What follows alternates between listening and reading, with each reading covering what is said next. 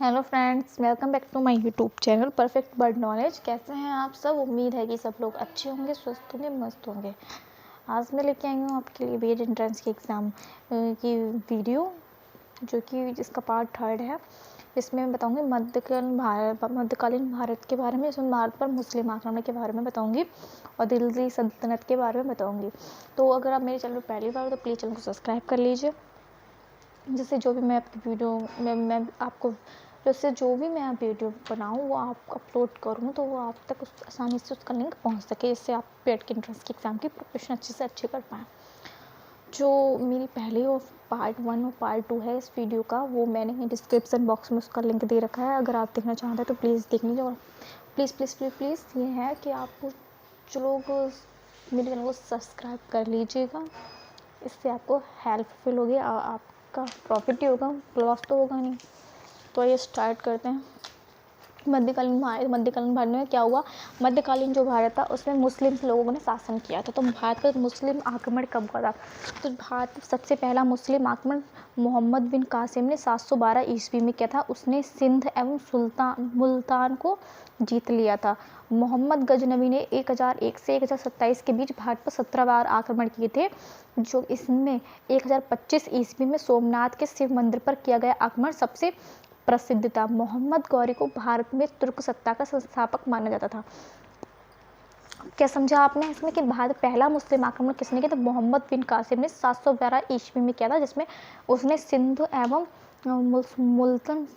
मुल्तान को जीत लिया था। और महमूद गजनवी ने 1001 में 1027 के बीच भारत पर 17 बार आक्रमण किया था, जिसमें 1025 ईस्वी में सोमनाथ शिव मंदिर जो था उस पर आक्रमण किया था, जो सबसे प्रसिद्ध आक्रमण है। जो मोहम्मद गौरी को भारत में तुर्क सत्ता का संस्थापक माना जाता है।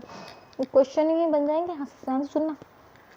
1175 ईस्वी में चालुक्य सोलंकी वंश के शासक भीम द्वितीय ने आबू पर्वत के समीप मोहम्मद गौरी को पराजित किया। मोहम्मद गौरी को पराजित किसने किया? चालुक्य सोलंकी वंश के शासक भीम तृतीय ने आबू पर्वत के समीप। कब किया? 1175 ईस्वी में। 1191 ईस्वी में तराइन के प्रथम युद्ध में पृथ्वीराज चौहान के हाथों पराजय के बाद 1192 ईस्वी के तराइन के द्वितीय युद्ध में पृथ्वीराज चौहान को पराजित किया। 1194 में चंदावर के युद्ध में कन्नौज के गढ़वाल राजा जयचंद को मोहम्मद गौरी ने पराजित कर दिया। और 1206 ईस्वी में मोहम्मद गौरी की हत्या गजनी लौटने के क्रम में हो गई। मोहम्मद गौरी की हत्या का भी 1206 ईस्वी में। फिर आई दिल्ली सल्तनत। दिल्ली सल्तनत में सबसे पहला आया गुलाम वंश आया, ठीक है।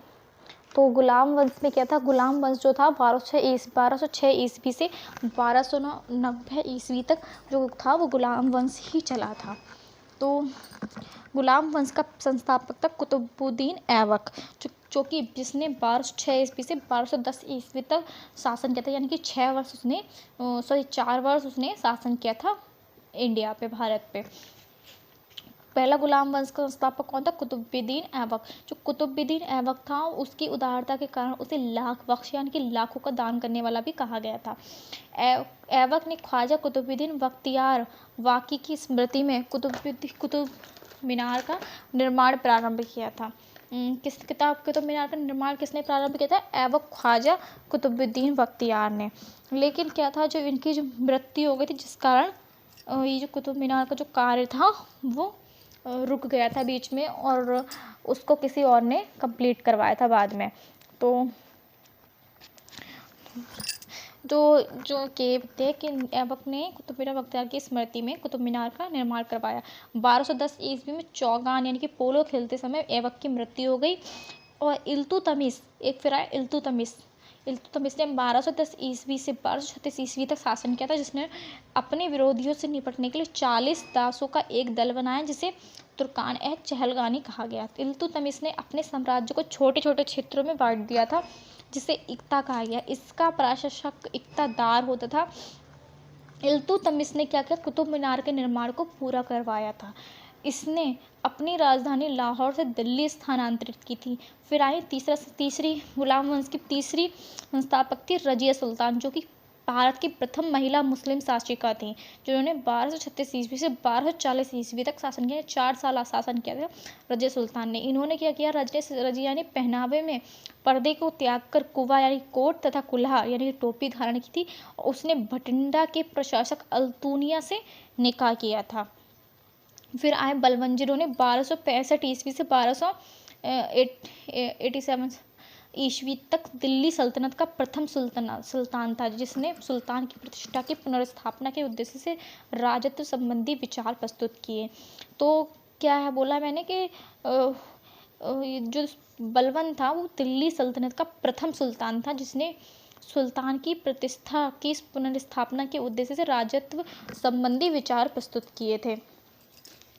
फिर बलबन ने फारसी परंपरा के तर्ज पर सिजदा तथा पापोस की प्रथा चलाई थी। उसने फारसी परंपरा पर आधारित नवरोज उत्सव की शुरुआत की थी। बलबन ने अपने विरोधियों से निपटने के लिए लौह एवं रक्त की नीति का अनुसरण किया। फिर आया खिलजी वंश। जो खिलजी वंश है वो खिलजी वंश के बारे में सुनते हैं। खिलजी जो था 1290 ईस्वी से 1320 ईस्वी तक चला था। जो खिलजी वंश था, खिलजी वंश के संस्थापक जलालुद्दीन फिरोज खिलजी थे, जिन्होंने 1290 ईस्वी से 1296 ईस्वी तक शासन किया था। उसने अपनी राजधानी दिल्ली के निकट किलोखरी में बनाई थी। जलालुद्दीन फिरोज दिल्ली सल्तनत का पहला सुल्तान था, जिसने राजत्व का आधार प्रजा का समर्थन माना था। अलाउद्दीन खिलजी 1296 से 1316 ईस्वी का मूल नाम अली गुरसास्प था। उसने सिकंदर द्वितीय सानी की उपाधि धारण की थी। जो अलाउद्दीन खिलजी प्रथम मुस्लिम सुल्तान था, जिसने दक्षिण भारत पर आक्रमण किया और उसे अपने अधीन किया। तो दक्षिण भारत पर आक्रमण करने वाला प्रथम मुस्लिम शासक कौन था? अलाउद्दीन खिलजी। ठीक है। और खिलजी वंश का संस्थापक कौन था? जलालुद्दीन फिरोज खिलजी। ध्यान से सुनिए, जलालुद्दीन खिलजी वंश का संस्थापक कौन था? जलालुद्दीन फिरोज खिलजी। और जलालुद्दीन फिरोज दिल्ली सल्तनत का पहला सुल्तान था, जिसने राजत्व का आधार प्रजा का समर्थन माना। और जलालुद्दीन खिलजी का मूल नाम गुरसास्प का था। तो उसने सिकंदर द्वितीय यानी कि द्वितीय सानी की उपाधि धारण की थी। अलाउद्दीन खिलजी प्रथम मुस्लिम सुल्तान था, जिसने दक्षिण भारत पर आक्रमण किया और उसने अपना अधीन किया। उसने सेना नायक काफूर को दक्षिण विजय का श्रेय दिया जाता था। अलाउद्दीन की नीतियों में सर्वाधिक महत्वपूर्ण बाजार नियंत्रण नीति थी, जिसका उद्देश्य अपने विशाल सेना की आवश्यकताओं को पूरा करना था।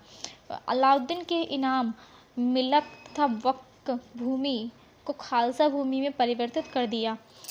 वह प्रथम सुल्तान था जिसने भूमि की माप के आधार पर लगान निर्धारित किया था। किसने किया था? अलाउद्दीन खिलजी ने भूमि के आधार पर लगान लगाया था भूमि के आधार पर कि भूमि जितनी होगी उतनी। अलाउद्दीन ने सैनिकों की सीधी भर्ती तथा नकद वेतन देने की प्रथा की शुरुआत की। उसने सैनिकों के लिए चेहरा तथा उनके घोड़ों के लिए दाग प्रथा की शुरुआत की थी। फिर आया तुगलक वंश। तुगलक वंश कब आया था? 1320 ईस्वी से 1413 ईस्वी तक के ईस्वी में जो तुगलक वंश आया था। जो तुगलक वंश का संस्थापक गयासुद्दीन तुगलक था, जिसने 1320 से 1325 ईस्वी तक शासन किया था। गयासुद्दीन तुगलक ने नहरों तथा कुएं का निर्माण करवाया था, डाक व्यवस्था को संगठित किया था। मोहम्मद बिन तुगलक का मूल नाम जॉन खां था। कुछ इतिहासकारों ने मोहम्मद बिन तुगलक को पागल या रक्त पिपासु कहा था। मोहम्मद तुगलक द्वारा 4 प्रयोग किए गए थे। ये राजधानी परिवर्तन, दोआब क्षेत्र में वृद्धि, सांकेतिक मुद्रा का प्रचलन तथा कराचिल एवं खुरासान विजय की योजना थी। उसने अपनी राजधानी दिल्ली में दौलताबाद यानी कि देवगिरी स्थानांतरित की थी, पर बाद में पुनः दिल्ली ही राजधानी बना दी। सांकेतिक मुद्रा के प्रचलन के लिए उसने तांबे तम इससे मिश्रित कांसे के सिक्के चलाए थे, पर यह योजना भी कपितच कारणों से असफल रही थी। रेहला पुस्तक का रचयिता मोरक्को का यात्री इब्न बतूता था, जो मोहम्मद बिन तुगलक के शासनकाल में भारत आया था। ये है इब्न बतूता। इम्पोर्टेंट है कि रेहला पुस्तक का रचयिता कौन था? मोरक्का का यात्री इब्न बतूता। रेहला पुस्तक उसके रचयिता का नाम क्या है? मोरक्को का यात्री था इब्न बतूता। उसके रचयिता का नाम इब्न बतूता था, जो कि मोरक्को का रहने वाला था, और इसने रिहला नामक पुस्तक की रचना की थी, जो मोहम्मद बिन तुगलक के शासनकाल में भारत आया था। किसके शासनकाल में भारत आया था? मोहम्मद बिन तुगलक के शासनकाल में भारत आया था। मोहम्मद बिन तुगलक ने कृषि के विकास के लिए एक नवीन कृषि विभाग दीवान ए अमीर कोही की स्थापना की थी। फिरोज शाह तुगलक 1351 से 1358 ईस्वी में आए थे। अपने कल्याणकारी कार्यों के लिए प्रसिद्ध हैं। फिरोज शाह ने सिंचाई की सुविधा के लिए कई नहरों का निर्माण करवाया। वह पहला सुल्तान था जिसने प्रजा से सिंचाई कर सर्व वसूला। फिरोज शाह ने एक दान विभाग दीवान ए खैरान की स्थापना की। उसने एक दास विभाग दीवान ए बंदगान की भी स्थापना की थी। वह पहला सुल्तान था जिसने ब्राह्मणों पर भी जजिया कर लगाया। फिरोज शाह तुगलक ने अपनी आत्मकथा फुतूहात ए फिरोज शाही की रचना की थी। फुतूहात ए फिरोज शाही की रचना किसने की? फिरोज शाह तुगलक ने, जिसमें उसने अपनी ही आत्मकथा यानी कि अपने ही बारे में विवरण लिखा है। मोहम्मद शाह तुगलक वंश का अंतिम शासक था, जिसने शासनकाल में तैमूर लंग का दिल्ली पर आक्रमण 1398 ईस्वी में हुआ था। मोहम्मद तुगलक वंश का अंतिम शासक कौन था? मोहम्मद शाह। ठीक है।